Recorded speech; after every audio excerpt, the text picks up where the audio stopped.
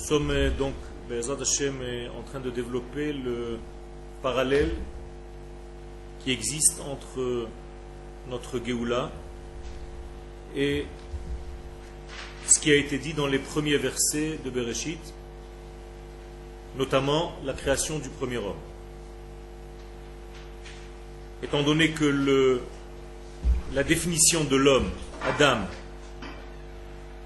est donnée à Israël, vous êtes appelé Adam, dit la Gemara dans Yebamot 61.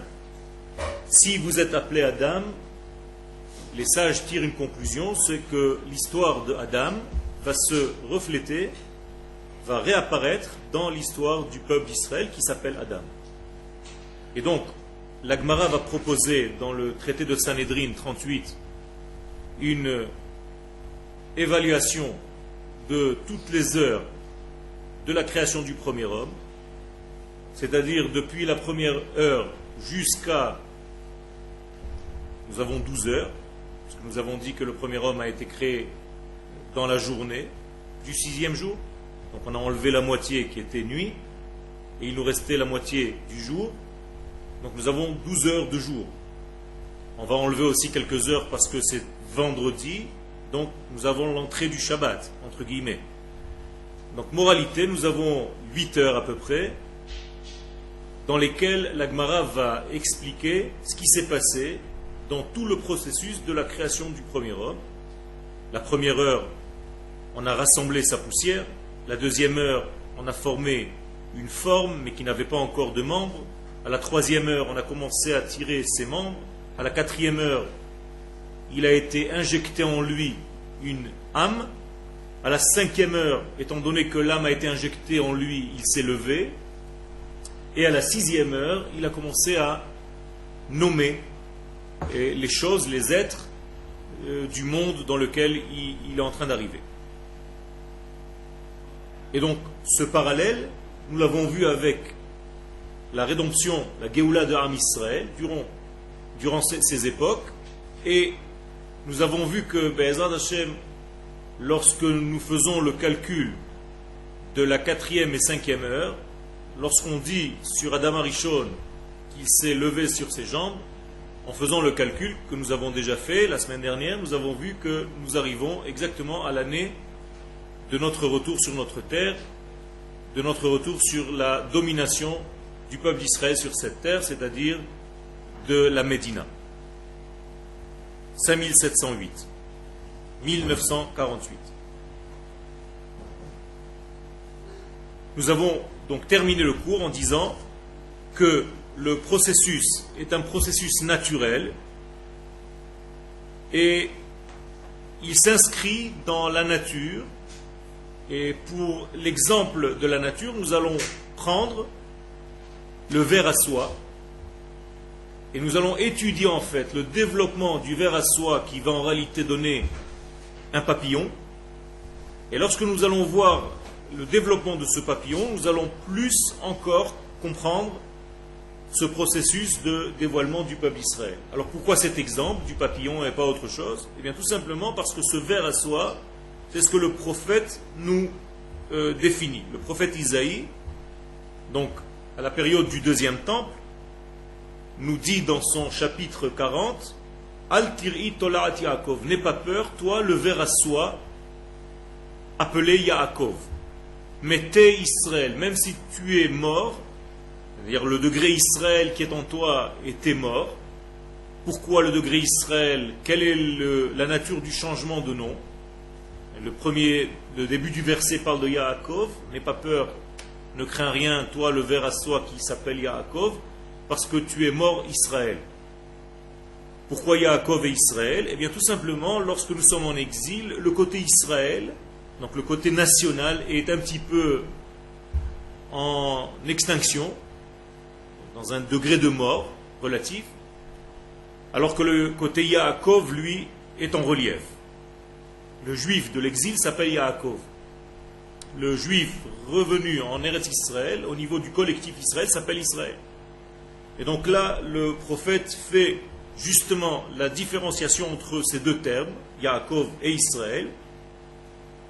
Et Donc, à partir de ce verset, puisque nous sommes comparés à ce ver à soie, eh bien, nous allons développer la puissance de ce ver à soie, puisque le ver à soie se développe essentiellement avec sa bouche. C'est avec sa bouche qu'il forme et qu'il vit essentiellement. Et nous sommes, nous aussi, le peuple de la bouche, c'est-à-dire le peuple du Verbe, le peuple d'Israël qui joue le rôle de la bouche du divin.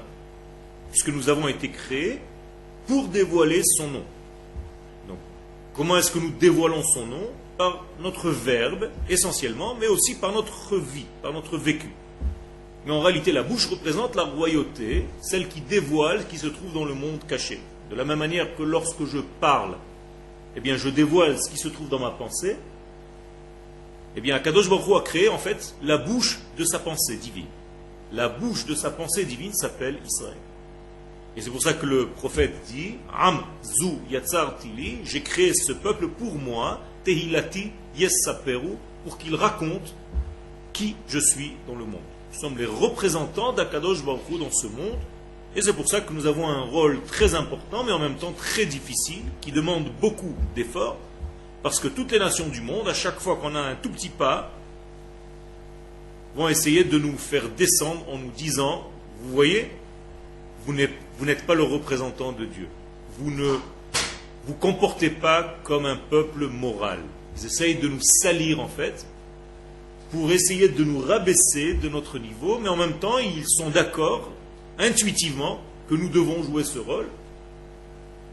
Et donc, il y a ici une relation qui est très complexe, entre, d'un côté, la reconnaissance qu'Israël, effectivement, est ce peuple-là, et l'autre côté, qui est en fait de casser l'image d'Israël, parce que ça gêne, parce que ça demande un état supérieur de toutes les nations. Car si Israël se révèle être le peuple de la morale divine, eh bien il va falloir monter le niveau du monde entier à ce niveau, à ce nouveau niveau qu'Israël est en train de donner au monde. Alors, nous allons développer ici la partie gauche. Ela shematzanu bemekorot kodesh. Donc, Toldot Aharon, shakavana kan le tola'at hameshi. Nous faisons donc référence au ver à soie. Tola'at zo einena kechol hatola'im, qui n'est pas un ver comme le reste des vers de terre, qui im zachal shel parpar, donc il est en fait la base, la source même du papillon qui va sortir. En ba'olam bria kazo. Il n'y a pas dans le monde entier une création telle que celle-ci, she'af alpi shemeta, que bien que passant par le processus de mort, entre guillemets, parce que la larve du papillon, avant de devenir papillon, passe une station qui s'appelle en fait comme une mort, Choseret kemikedem, elle revient à une existence comme elle l'était avant et encore plus belle. Ça veut dire que le peuple d'Israël est comparé ici donc à la formation du papillon, qui, lorsqu'il est qu'une larve, et donc le peuple d'Israël sera une larve à un moment donné dans son histoire, qui va commencer un processus de construction mais qui va mourir au milieu, eh bien malgré sa mort, entre guillemets, il va revenir à la vie comme cette larve qui va donner finalement un beau papillon. Kach hem Israël, kechomer beyad hayotzer, ken atem beyadi beit Israël. Donc vous êtes exactement dans ma main, entre ma main, comme une matière dans la main d'un artiste. Ken. Ken. Alors, le papillon, effectivement, ne vit pas longtemps, mais en réalité, on ne parle pas de son vécu, mais de sa qualité. Ken, on est en train de comparer en réalité ce que le papillon va apporter. Alors, la longévité de la vie ne se mesure pas à ce qu'on voit ou à ce qu'on ne voit pas. C'est beaucoup plus complexe. Nous avons donc ici un processus de résurrection du saint, de la sainteté d'Israël. Hofa'at haneshama, c'est l'âme d'Israël qui va apparaître. Mitoch matzav ze shel hatolat, et donc à partir de ce ver à soie, min ha'afar, de la poussière même, va pousser ce papillon, donc le peuple d'Israël va pousser de ses cendres. Nous avons dit tout à l'heure qu'il y a deux noms. Israël et Yaakov. Donc nous allons nous référer d'abord au nom Yaakov. Le nom Yaakov, à un moment donné, s'est transformé pour devenir Israël. D'accord? À quel moment Yaakov est devenu Israël? Avec l'ange. Qu'est-ce qui s'est passé avec cet ange? Il a lutté avec un ange. Okay? Qu'est-ce qu'il voulait cet ange? Il voulait le blesser. C'est quoi? C'était un champion du monde de karaté. C'est quoi cet ange? L'éprouver pour quoi faire? C'était quoi l'épreuve? L'empêcher de quoi? Je vous aide un peu. L'empêcher de rentrer en Israël. Rappelez-vous que cette nuit-là, c'était la nuit de son alia. C'était la nuit où il est reparti pour rechercher des fioles et les ramener en fait. Il a déjà envoyé ses enfants, ses femmes, en Eretz Israël et lui est revenu. Ça veut dire qu'il y avait en fait un doute. Est-ce que je fais bien de revenir sur ma terre? Est-ce que je dois rester en exil? Qu'est-ce que ça veut dire laisser sa femme et ses enfants de l'autre côté? Ce n'est pas forcément dans le premier degré. Ça veut dire laisser en fait sa culture, laisser en fait sa descendance, laisser en fait son avenir et en réalité se laisser tomber dans l'assimilation totale. Ce n'est pas par hasard que ce combat a lieu la nuit. La nuit, encore une fois, ne restez pas au premier degré. La nuit, c'est une allusion à l'exil. L'exil est comparé à la nuit. Donc, moralité, Yaakov se bat durant son exil avec un ange qui veut l'empêcher de réaliser son être, donc de devenir quoi? Israël. Et donc, si Yaakov perd ce combat, il va rester Yaakov. C'est-à-dire, le Yud, dans le mot Yaakov, se trouve dans le Akev, dans le talon. Comment on écrit Yaakov? Yud Akev. Vous voulez éteindre le masgan? Vous avez froid. Alors que Israël, c'est Yud les roches. Vous voyez la différence entre Yaakov et Israël. C'est-à-dire que le nom Yaakov, le terme Yaakov, c'est le Yud au niveau du talon, alors que le degré Israël, c'est le Yud au niveau de roche. Donc Israël. Alors ce combat est un combat qui est très difficile. Et Yaakov va sortir blessé, boiteux. Ça veut dire que malgré tout, l'ange a réussi à perturber, à toucher quelque chose au niveau des jambes, quelque chose au niveau de la descendance. Ça veut dire quelque chose au niveau du yesod, du fondement même du peuple d'Israël. Pardon? C'était pas les hanches exactement, c'est la partie intime en réalité. C'est là où il a touché. La Torah ne parle pas un langage qui n'est pas adéquat, donc elle va utiliser yerech. Mais en réalité, c'est la zone qui permet de donner la vie.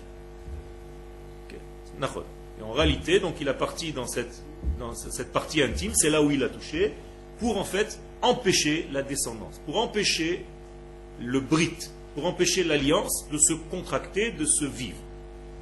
Donc cet ange n'est pas un ange, c'est l'ange de qui?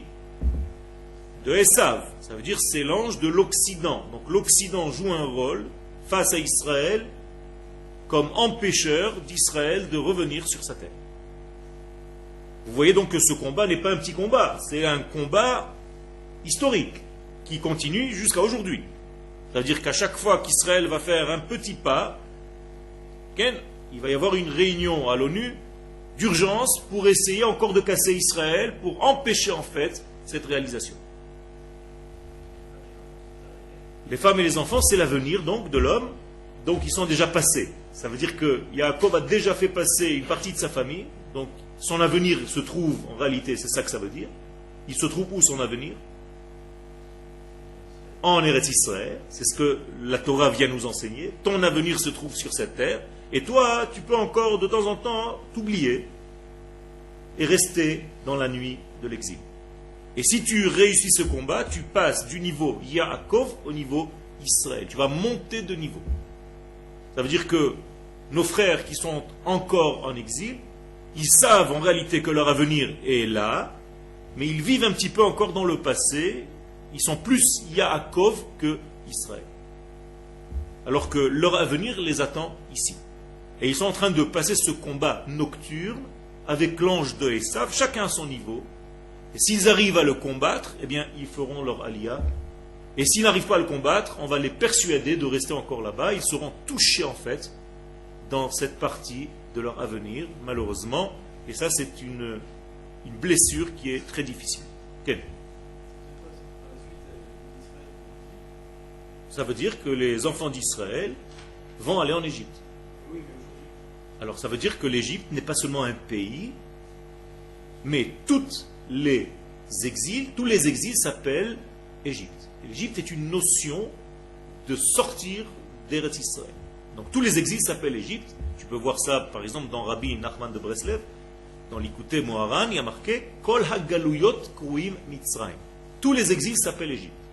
Donc ne prends pas le mot Égypte comme un pays seulement, mais comme une notion dans laquelle il ne faut pas tomber. Okay.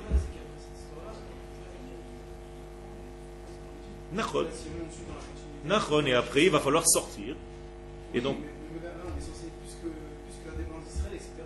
Quel? C'est l'aléa. Quel? Je ne suis pas en train de parler maintenant de cette alia, je suis en train de parler de l'histoire générale du peuple d'Israël. Je ne suis pas en train de dire, maintenant ce que tu es en train de me dire, c'est qu'une fois qu'on est déjà rentré dans notre terre, alors est-ce qu'on va encore ressortir? Non, je ne parle pas de ça, je parle de toute l'histoire qui a précédé. Okay? Donc notre retour en Eretz Israël est quelque chose de définitif, mais il y a encore quelques retardataires. On est d'accord? Okay? Dans les deux sens du mot. Retardataires. Donc, Yaakov ou Atzad Hayarut Shebe Israël. Donc Yaakov est la partie basse du peuple d'Israël. Les Umat Israël par rapport à Israël, Sheu Lashon Srara Vechashivut. C'est le degré de la grandeur, donc de la hauteur, donc du degré supérieur d'Israël. Vous voyez que Yaakov et Israël sont deux noms. Très bizarre qu'un homme ait deux noms.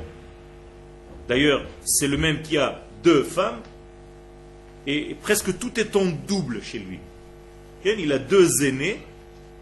L'un s'appelle Réhouven et l'autre Yosef. Donc tout est doublé chez lui. Et il faut comprendre quel est le sens de ce double personnage. Donc Yaakov Israël, Léa et Rachel, Yosef et Réhouven, et ainsi de suite. Ma, double servante, et ainsi de suite. La reine Margia Anavi, et donc le prophète vient nous rassurer. Al tir'i tola'at Yaakov. N'aie pas peur, ne crains rien, même si tu es pour l'instant un ver à soie qui s'appelle Yaakov. Parce que ce n'est pas très sympathique d'être un ver à soie. Okay? Et donc le prophète nous dit Al tir'i, n'aie pas peur, ne crains rien, malgré tout, même si tu es encore dans une position de ver à soie, toi, Yaakov. Qui atem mette Israël, parce que effectivement pour l'instant votre Israël est mort. Mette Israël. Pourquoi votre Israël est mort? Parce que tant que tu es encore Yaakov, tu n'as pas encore atteint ton degré Israël. Et même ton degré Yaakov est comparé encore à un ver. Donc tu es encore loin de ton degré Israël. Ton degré Israël est tellement loin qu'il est considéré comme mort. Achuzim be'ilan achaim, parce que vous êtes liés à l'arbre de la vie. C'est Akadosh Baruch Hu qui nous parle à travers le prophète. Je vous aime, vous êtes mes enfants, vous êtes mon peuple, vous êtes liés à la vie, donc n'ayez pas peur, même si vous passez une période dans votre histoire où vous allez être comparé au ver à soie. Et je vais vous faire sortir de cette poussière, je vais vous lever de cette torpeur de l'exil, vous allez redevenir en fait ce que vous êtes à l'origine. Alors avant que nous soyons revenus sur notre terre, on aurait pu dire c'est un beau rêve. Mais Baruch Hashem, on voit que ce rêve s'est réalisé. Il est en train de se réaliser devant nos yeux. Nous sommes en train de vivre réellement ce que nous avons rêvé. Donc le rêve est devenu réalité. Ce que nous allons faire, nous, dans notre cours maintenant, c'est dévoiler le processus du développement de ce ver à soie. Pour essayer de comprendre comment la Géoula qu'Akadosh Baruch Hu est en train de développer va se réaliser. Le papillon, avant de devenir un papillon, va passer 4 étapes. D'abord, il est Betsa, c'est un œuf. Après, il va passer à Zachal. Qu'est-ce que c'est Zachal? Ce ver qui rampe. Après, il devient Golem. Qu'est-ce que c'est Golem? Chrysalide. Ça veut dire quelque chose qui n'est pas encore, on ne sait pas encore ce qui va sortir de lui. Et en fin de processus, il devient parpa, papillon.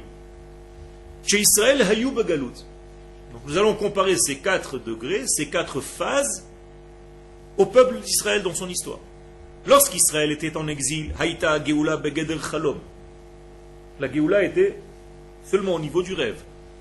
Ça veut dire que le peuple d'Israël ne pouvait que rêver. Si on pouvait réveiller nos grands-pères et nos arrière-grands-pères et grand-mères, qu'est-ce qu'ils nous auraient dit? Mes enfants, moi je rêve qu'un jour, on revienne sur notre terre. D'ailleurs, s'ils reviennent aujourd'hui, ils ne croiraient pas la réalité. Si tu leur montres ce qu'on est devenu, ils vont dire c'est pas possible, dis-moi que je rêve. Non, tu rêves plus justement. C'est une réalité. Alors qu'est-ce qui se passait en exil? Qu'est-ce que nous sommes devenus en exil? Kehilot. Des communautés. Et les gens sont fiers d'avoir une communauté. Ils ont l'impression que lorsqu'ils sont dans une communauté, ça y est, ils sont sauvés. Vous savez qui a créé les communautés en France? Napoléon. Bonaparte. Donc les gens qui se disent, moi je suis dans une communauté, c'est super, je fréquente une communauté. Donc ils ont l'impression qu'ils sont sauvés, c'est fini. En réalité, ils sont dans un petit œuf, dans leur petite mayonnaise, avec une centaine de familles, et ils ont l'impression que c'est ça le peuple d'Israël. Yechidim im zichronot. Nous étions des individus avec des souvenirs. Sipiot vetfilot. On attendait et on priait toute la journée de revenir un jour en Eretz Israël. Mais à ce degré-là de notre existence, lorsque nous étions que des individus en exil, il n'y avait aucun souvenir de notre idéal de devenir Mamlechet Kohanim vegoy kadosh, un peuple, une royauté de prêtres et un peuple saint.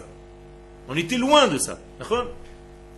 Knesset Israël haïdéal, donc l'assemblée d'Israël au niveau de son idéal premier, Ishlima adain gnuza bashamayim, Hashlema adain gnuza bashamayim.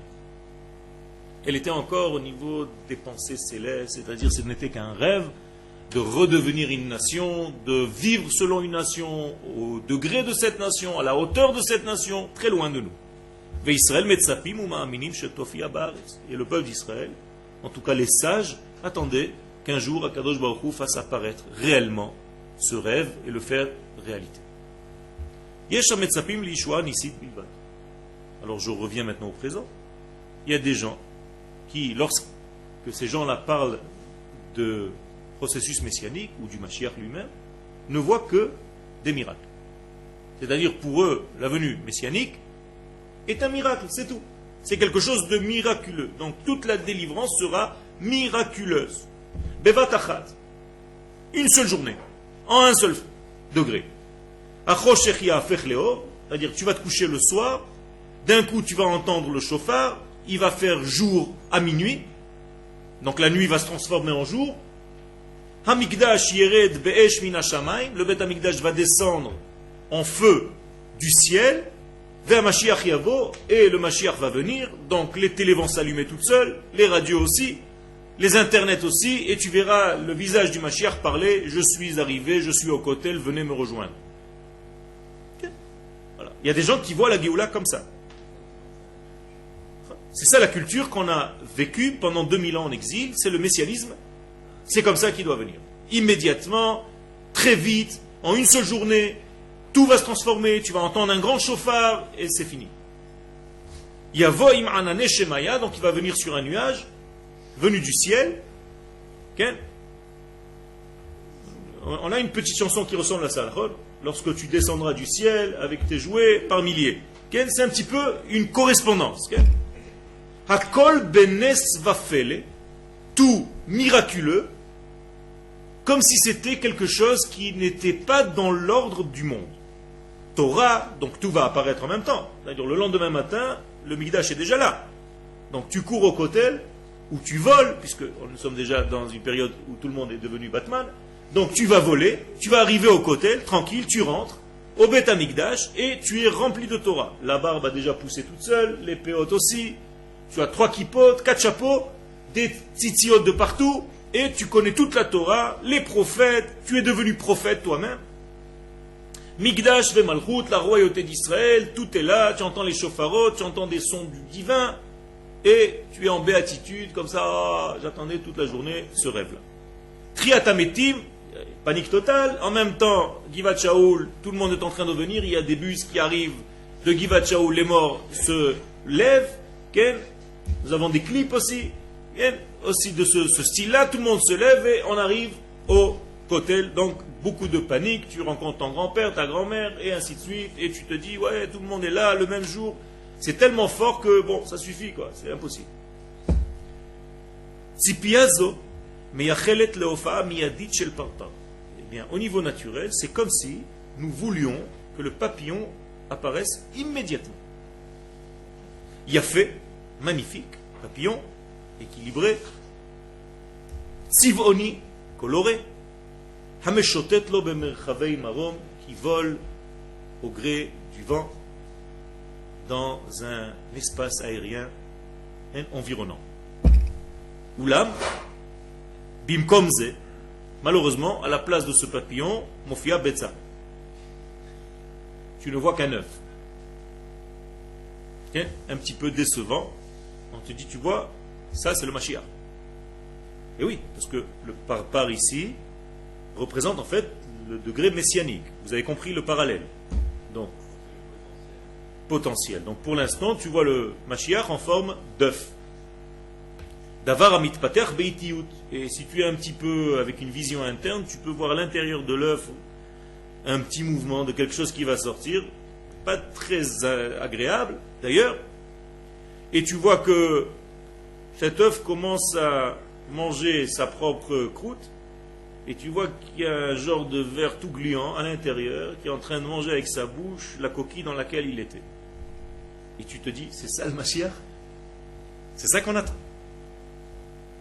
Be'itiyut, tout ceci se fait, là je vous ai fait en accéléré, mais d'une lenteur, pas possible. Beta'alichim tiv'im adorshim zman rav, qui demande beaucoup de temps, des processus qui demandent beaucoup de temps. Kach nolad rayon kibbutz hagaluyot ve'hagéoula. Eh bien, nous avons bien compris que la Géoula ne peut pas se passer de la manière un petit peu infantile qu'on a décrit tout à l'heure.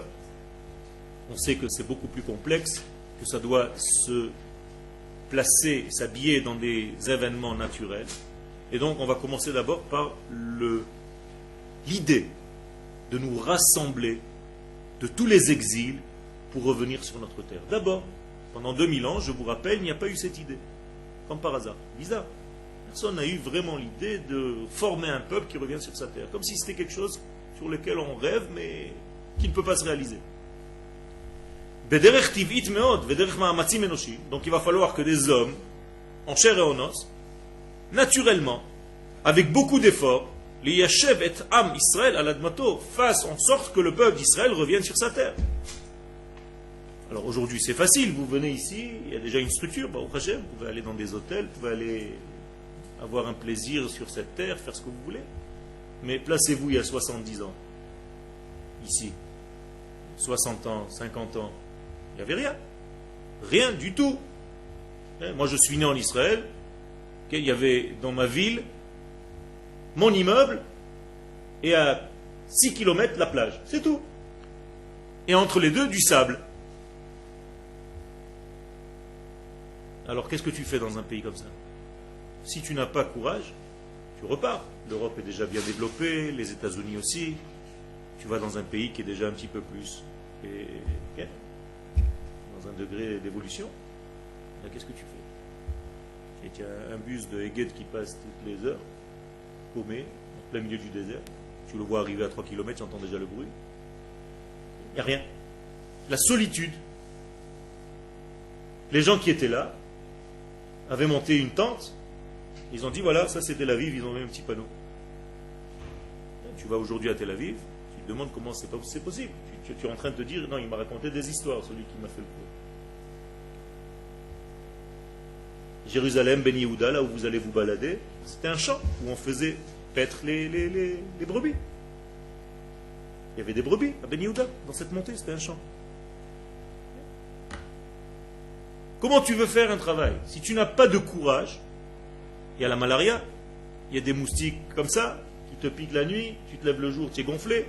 Il y a les attaques qui te piquent aussi des Arabes la nuit, c'est la même chose, c'est une autre style. Tu ne peux pas dormir, tu es toute la journée en train de te défendre. Avec quoi tu te défends? Il n'y a même pas d'armes. Il faut aller tourner en Europe pour chercher des armes. Et quand il n'y a pas d'armes, il faut faire semblant qu'on en a. Et jeter des bouteilles de soda qui font du bruit. C'est comme ça qu'on a gagné la guerre. On a jeté des avions, des bouteilles de soda. Vous ne connaissez pas ces bouteilles, c'était des bonbonnes qui, lorsqu'elles descendaient, elles faisaient du bruit, tout le monde se sauvait. Il n'y avait rien. De l'air. Okay? Eh bien, on a construit avec ça. Il fallait du courage pour être à cette époque-là. Roma, Migdal, la Haganah, Etzel, tous ces degrés-là. Il fallait y être. Pas facile. Et en plus de ça, c'est un peuple meurtri qui vient de sortir de la Shoah 3 ans avant. Qui a le courage de faire ça? Qui? Enfin, si nous attendions cette Géoula dont on parlait tout à l'heure avec le chauffard, les machins, Batman et tout, jamais on n'aurait rien vu. Des gens se sont pris en main, ont pris leur avenir entre leurs mains et ont décidé de venir ici se battre pour construire ce pays et réaliser la parole de Dieu. Mais il faut la réaliser, la volonté de Dieu. Dieu nous a promis dans ses prophéties, je vous ramènerai sur la terre. Tu peux attendre qu'il te ramène, ou alors tu peux prendre un billet d'avion et venir. Et la preuve c'est que si, voilà. Ça veut dire par rapport à l'ère messianique, Okay. que si ça a été fait il y a 500 ans, D'accord. Mais malgré tout, il fallait que des hommes prennent l'initiative de faire ces choses-là. Et ils croient. On est d'accord. Haburama Aminim, donc tous ceux qui étaient croyants, entre guillemets, Hametzapim le Geoula Nisid Bilvad, et qui attendent une Geoula surnaturelle, en dehors de la nature, miracle. Zo Eina Geoula. Qu'est-ce qu'ils vont dire tout de suite? Ce n'est pas la Geoula. Quoi? Tu vas me dire que des hommes qui montent en short avec des kovatembel de Russie et de Pologne qui commencent à travailler la terre avec des touriotes et des machins dans la boue et dans la malaria, ça c'est la Géoula. C'est pas la Géoula, c'est autre chose. Je sais pas ce que c'est. Nous on est des religieux, on n'a pas l'habitude d'une Géoula de ce style-là. Pour moi la Géoula c'est pas ça. Donc les gens qui sont paradoxalement parlant dans la Torah ne vont pas reconnaître ce processus comme étant la Géoula à laquelle ils s'attendaient. Et pourtant, le processus avance. Ça marche. Il y a quelque chose qui est en train de se construire. Il y a des tentes, il y a une rue de tentes qui va donner bientôt une autre rue, avec des immeubles. Mais pour l'instant, c'est des tentes. Et on amène tout à dos d'âne ou de chameau pour construire des pierres, une sur une autre. Il n'y a pas de grue, il n'y a pas de système moderne, il n'y a rien. Les gens peuvent rigoler, c'est une plaisanterie. Et de temps en temps, le soir, on danse un petit peu autour d'un petit feu pour se détendre, avec des guitares. C'est des rêveurs, les pauvres, ils sont malades. Ça va durer 10 ans, cette histoire-là, 5 ans, et ils vont vite se casser la figure.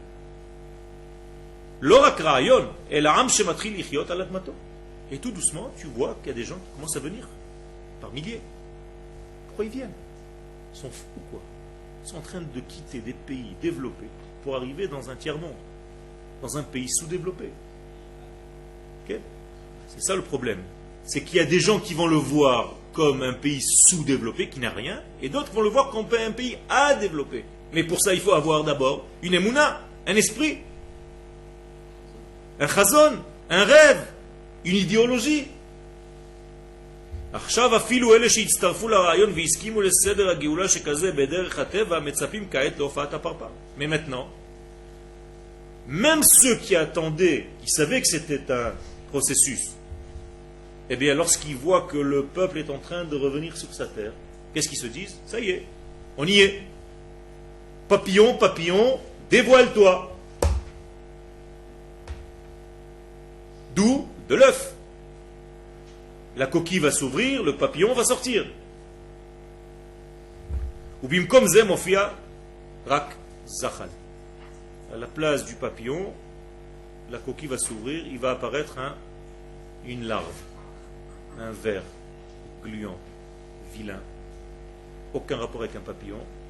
Et donc tous ceux qui attendaient, qui étaient déjà dans le processus, se disent, il se passe quelque chose là, il y a un problème là. Il y a un problème là. On a raté un épisode, qu'est-ce qui se passe? C'est où le Mashiach? Les filles Amada, d'après la science maintenant,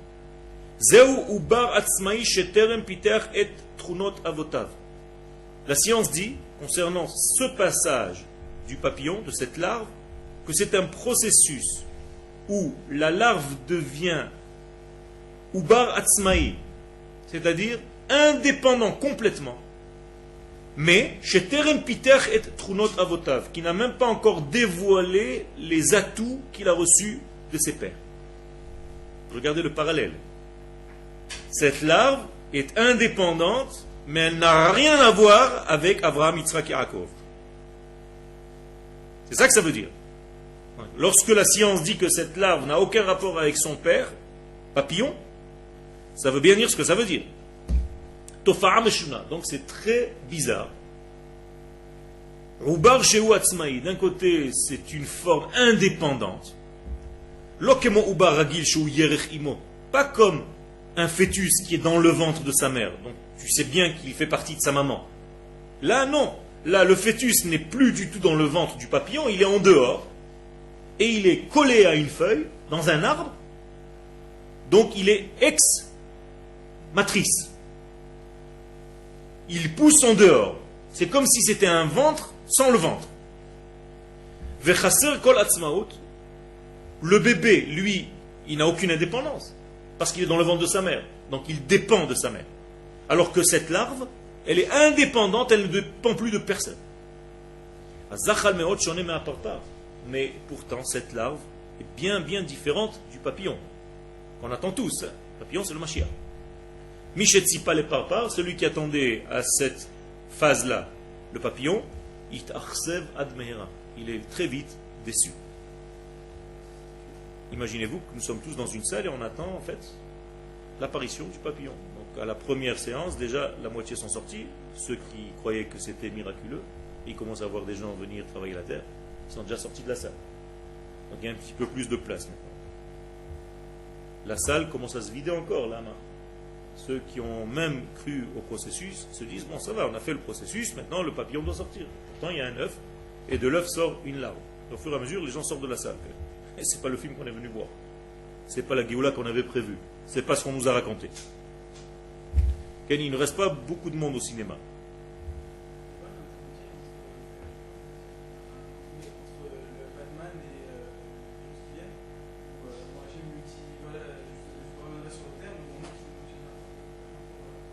Et la preuve que non. L'histoire nous dit que non. L'histoire nous dit que le processus, il est où Batman? C'est-à-dire la sortie d'Égypte. Je vous ai sorti sur le dos des aigles. Bon, pas des chauves-souris, mais des aigles. Donc c'est style Batman, Superman, ce que tu veux, où on n'a rien à faire, Dieu vient nous prendre, ou le style de la Géoula, où on marche dans le désert, dans un processus, on avance petit à petit. Donc l'histoire nous dit que non. C'est où ça, où ça. Apparemment, à l'intérieur, il y a une accélération des choses. C'est-à-dire que même si les choses se passent graduellement, on voit qu'il y a une accélération. Tout ce qui se passe aujourd'hui, dans l'histoire moderne, on voit qu'il y a une accélération des choses au fur et à mesure que les choses se passent. Donc face à ce papillon qui est beau mais qui ne fait pas encore de dégâts,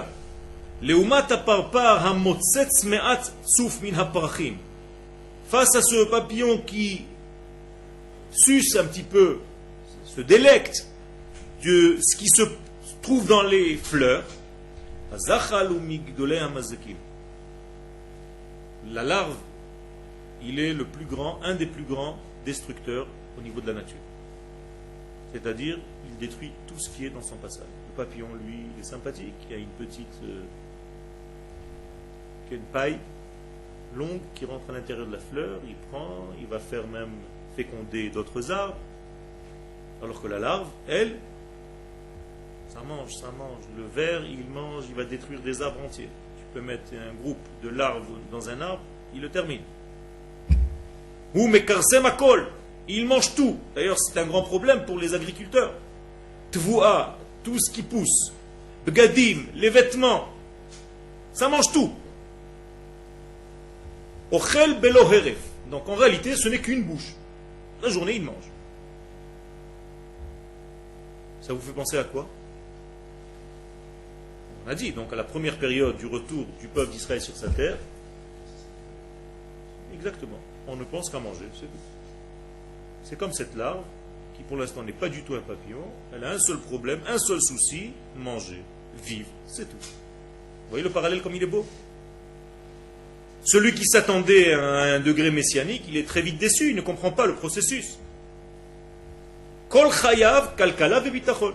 Donc, qu'est-ce que c'est toute la vie de la première étape du peuple d'Israël sur sa terre? Kalkala bitachon. C'est tout. C'est-à-dire, on veut manger, donc pour manger, il faut qu'on soit tranquille, donc on va développer des armes pour être tranquille pour manger. On n'en a rien à faire ni de ce souvenir qui était Abraham, Yitzhak et Yaakov. On est venu ici pour vivre, on nous a chassés, on est mort dans la Shoah, on veut vivre. Donc on va se défendre, on va créer une armée. Ne me parle pas ni de Torah, ni de quoi que ce soit, je veux vivre. Si tu n'as pas conscience de ce processus, tu te dis, moi je n'ai rien à voir avec ces gens-là. Ça ne fait pas partie de mon histoire. C'est pas ça la Géoula. On est d'accord, là? D'ailleurs, c'est ce qui se disait. Mais Zinet Atzmo, il ne pense qu'à manger, qu'à se nourrir. Vegadel Pishlosha Asar Elef. Il grandit de 13 000 fois. Mirega Ivaldo Adedoyoto par 13 000 fois du jour de sa naissance au moment où il devient papillon. Ça veut dire qu'il fait une poussée de 13 000 fois ses capacités et sa grandeur. Donc, moralité, il y a une accélération du processus. Les gens arrivent en Eretz Israël, même s'il n'y a rien, ils développent, ils sont là, chacun monte une affaire avec n'importe quoi. Il y a deux mecs paumés dans une tente, un vend à l'autre quelque chose, commence déjà à faire des affaires. Et il va développer cette larve, ce papillon. Pour l'instant, il n'est pas papillon, c'est une larve. Elle va développer quoi? Regardez dans la nature. Tout ce que je vous dis, c'est naturel. Elle va développer en fait une forme de protection, un cocon très difficile, et même ressembler à une feuille pour ne pas que les prédateurs viennent la manger. Mais shuchlalot beyoter vedarke hasva'a ve'atkafa. Il y a des processus de hasva'a. Mazé hasva'a, ceux qui ont fait l'armée. Qu'est-ce que ça veut dire? Camouflage. Donc des processus de camouflage, des processus de protection. Ça correspond bien à notre peuple au début. Nous étions une larve avec toutes ces capacités-là qui ne pensaient qu'à manger et qui développait tout un système de protection pour ne pas se faire manger par nos ennemis autour, qui étaient en fait les sauterelles environnantes. Yesh la tolat ameshi moach shemenahel et kol hamarachot. Ce ver à soie a quand même un cerveau. Vous voulez allumer le masgan, je vois que vous êtes en train de vous endormir ou ouvrir les fenêtres. Ok? On a encore 10 minutes. Donc il y a en fait un processus, un cerveau qui dirige tout ça, malgré tout. Yesh la lev, cette larve a un cœur aussi, vema'arechet d'âme et un système sanguin développé. Mais à quoi ça sert tout ce cerveau, ce cœur, tout ce système? À manger. C'est-à-dire, tous les systèmes que tu développes ne sont là que pour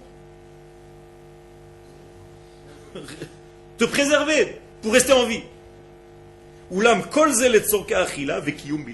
Donc je veux vivre, tout ce que je vais développer, ça sera que pour ça. Ça sera la majeure partie de sa vie, pour l'instant. Mais en réalité, il est encore dans un processus. Imofat azachal. Donc maintenant, la larve est apparente. Megusham kolkar, qui n'est pas tellement belle, mais bien gluante. Hamashber gadol. Donc la crise est presque à son sommet. C'est-à-dire les gens qui s'attendaient, encore une fois, au messianisme miraculeux, sont vraiment déçus, mal dans leur peau, dépression nerveuse. On ne va jamais être sauvé. Dieu est une idée. La Géoula est une idée. Et rien n'est vraiment réel. On va jouer un tour. Dieu est en train de se moquer de nous. Il n'y aura jamais de Géoula. Rabbi Me'elu she'itztarfu le ta'alich atko porshim. Donc la plupart des gens qui se sont associés déjà au processus sont en train eux aussi de se démoraliser, de quitter la salle. Il ne reste pas grand monde dans la salle de cinéma. Em nivalim birotam binyan kolkach artsi vemegusham. Donc les gens voient que la seule construction c'est vraiment quelque chose de très matérialiste, de très bas, un bas niveau, grossier. Les yashuv kolkach medini vemaasi sheikar mayano tikuna ma'amad kalkali. Et tous les gens ne pensent qu'à une seule chose, c'est comment je vais pouvoir gagner de l'argent pour vivre tranquillement et bouffer mon ami s'il est là pour représenter pour moi un danger. C'est ça qui se passe. Donc c'est une survie, une forme de survie. La zachal en savar. La larve n'a pas de cou. Hamafrid ben arosh, le menagouf. Il a fait en fait la différence entre la tête et le corps. À quoi ça sert un coup? Pour dissocier. Ça veut dire que la tête, c'est un autre degré que le corps. Il va falloir comprendre. Ça veut dire celui qui n'a pas de cou, qu'est-ce que ça veut dire? C'est une grosse brute. Non. Parce que tout son corps, c'est un seul bloc. Il n'y a pas de différence entre la tête et le corps. C'est un seul bloc. Un gouche. Rocho chelek migoufo, ça veut dire que la tête fait partie du ventre en fait. Autrement dit, à quoi sert ta tête? À manger. C'est ça que ça veut dire. J'ai pas une tête pour réfléchir. Ma tête va me servir seulement à manger parce que ma tête et mon ventre, c'est le même niveau. Exactement comme une vache. La tête et le ventre sont à la même hauteur.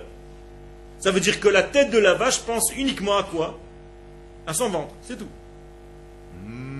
Toute la journée. Kol marchavto, donc cette larve qui est en réalité d'une seule unité, il n'y a pas de différenciation, toute sa pensée, marchavto yavur agouf, c'est uniquement pour les besoins du corps. En kan megamot ruchaniot veidéaliot, il n'y a aucun sens idéal, religieux, je ne sais quoi, tu es en train de me parler, je ne sais même pas de quoi tu me parles. Aïkar le echol velisrod, je veux manger et me préserver en vie. Lâche-moi. Toi, tu es un rabbin. Tu arrives face à des gens de cette catégorie. Ou tu t'arraches la barbe, ou tu te sauves en courant. Tu te dis, mais qu'est-ce que j'ai à faire? Moi, c'est pas mon peuple, ça. C'est pas ma Géoula. Il faut être vraiment un Rav Kook pour comprendre que c'est un processus. Mais si tu n'es pas un Rav Kook, tu ne vois pas du tout la Géoula là-dedans. Mais maintenant on comprend pourquoi le prophète Isaïe est en train de nous calmer. Al tir'i tolaat Yaakov. Maintenant vous comprenez le sens de sa parole. N'aie pas peur, n'aie pas crainte, toi, le ver de terre, le ver à soie Yaakov. Pourquoi il nous dit n'ayez pas crainte? Parce qu'effectivement, on a très peur de ce que nous sommes devenus. C'est pour ça que le peuple d'Israël a été encore sauvé, pour devenir un ensemble de personnes qui construisent quelques trucs pour une infrastructure matérielle pour manger, c'est ça. Il vaut mieux que tu restes à New York, tu vas monter une affaire. Donc le prophète vient nous calmer. Al tir'i tolat Yaakov, mettez Israël. Tu n'es pas un ver comme toutes les autres vers de terre. Yesh barkoach ganuz shel parpar. Tu as en toi un potentiel de papillon. Tu as en toi un potentiel messianique. Je vous fais tout de suite les rapports. Même si pour l'instant on ne le voit pas. Ça veut dire que le prophète est là pour nous rassurer où? Dans le chemin. Ça veut dire que celui qui n'est pas rassuré en chemin, il est en danger. On est d'accord. Car où se trouvent les dangers? En chemin. Kol hadrachim becheskat sakana, nous disent les sages. Ça veut dire qu'en chemin, nous sommes en danger. Donc le prophète vient nous rassurer quand? En chemin. Il est obligé de nous rassurer en chemin. Parce que si on n'a pas cette assurance du prophète, donc de Dieu, on est foutu. Donc nous étudions cela. Nous sommes plus à même de vivre cette période messianique que quelqu'un qui n'étudie pas cette étude-là, qui s'attend à un messianisme d'un autre ordre.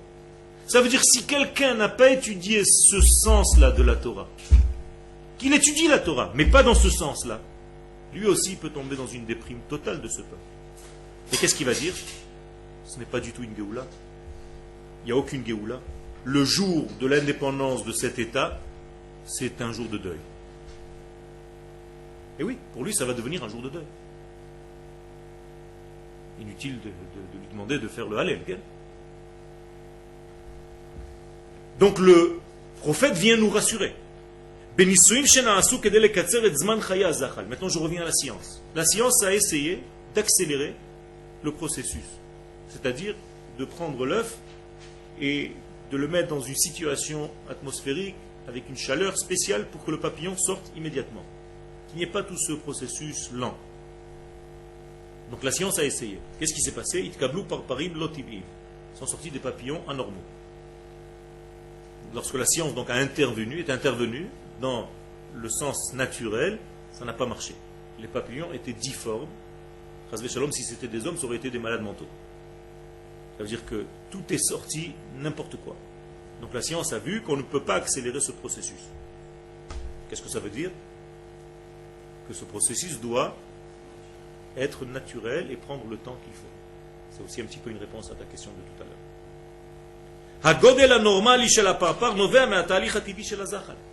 Ça veut dire que pour avoir un papillon normal, à la hauteur normale, à la grandeur normale, qui puisse voler normalement et vivre normalement, il faut respecter le temps de l'évolution de cette larve. La science, les scientifiques essaient de faire des processus d'accélération.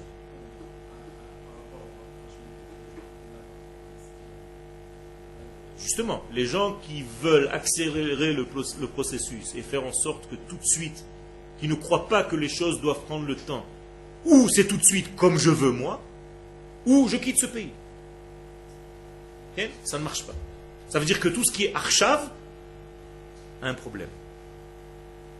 D'accord? Donc le Rav nous enseigne,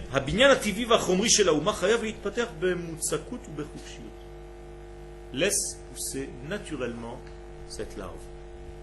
Il faut que ce soit très naturel et en liberté totale. Bli hafra'a chez la Kodesh. Regardez ce que dit le Rav Kook. Bli hafra'a chez la Kodesh. C'est une expression qui est difficile même à entendre pour un religieux, sans que le Kodesh vienne embêter, déranger. Autrement dit, un enfant lorsqu'il est petit, garçon, ne l'embête pas avec des inyanim de Kodesh. Laisse-le se développer en jouant au bli. Laisse-lui une parcelle d'enfant. Il doit jouer comme un enfant. Il doit sentir la liberté de l'enfant. Et ne viens pas à l'âge de 2 ans déjà lui rentrer en tête toutes tes angoisses que toi tu n'as pas fait quand tu étais jeune. Et tu veux maintenant que ce soit sur lui. Okay? Quand vous allez vous marier, tout ce que vous avez raté dans votre vie avant de rentrer à la yeshiva, vous allez vouloir le rentrer dans le premier-né. Faites attention. Ça va être un rassemblement, un bloc de tous vos défaites. Et vous allez le rendre malade, ce gosse. Donc laissez-le vivre tranquillement. Il va pousser tranquillement. Laissez-le dans sa liberté naturelle, comme un enfant qui grandit. La Torah va rentrer en lui naturellement. N'ayez pas peur. N'essayez pas de le bourrer dès le départ. Vous pouvez le gêner plus qu'autre chose. Okay. Ça veut dire que la première phase pour construire Israël, c'est se retirer de la Torah. Okay. C'est ce qui s'est passé. Pour l'instant, beaucoup moins. Baruch Hashem, on ne peut plus dire une chose pareille. Aujourd'hui, il n'y a jamais eu une époque depuis la création du monde où il y a eu autant d'études de Torah qu'aujourd'hui. Et le centre de la Torah est en Eretz Israël, nulle part ailleurs. Ça veut dire qu'aujourd'hui, c'est déjà un changement. Mais la première phase, c'est une phase de liberté totale, où tu as l'impression que le Kodesh il va me gêner plus qu'autre chose. Tu vas demander au travailleur qui se lève le matin à 4 heures du matin pour labourer son champ, un kibbutznik avec son chapeau, à 6 heures du matin, shachrit, moi je suis en train de labourer mon champ de terrasse.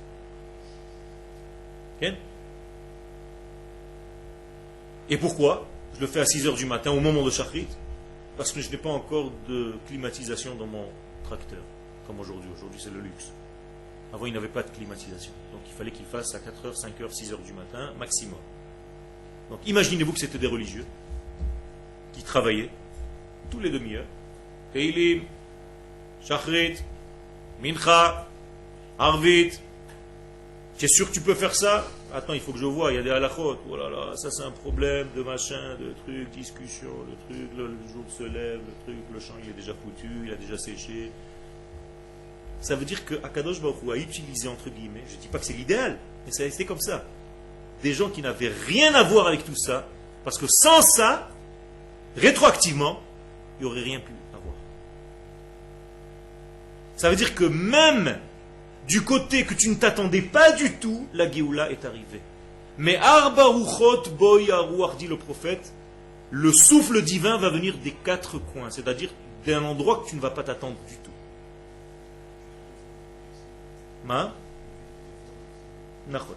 Toutes les formes du tzibour sont utilisées, et si tu ne comprends pas cela, tu vas t'attendre à une Géoula religieuse qui ne va jamais arriver. Donc il faut faire très attention de savoir comment Akadosh Baruch Hu utilise son histoire et la fait développer. La prochaine fois, on continuera.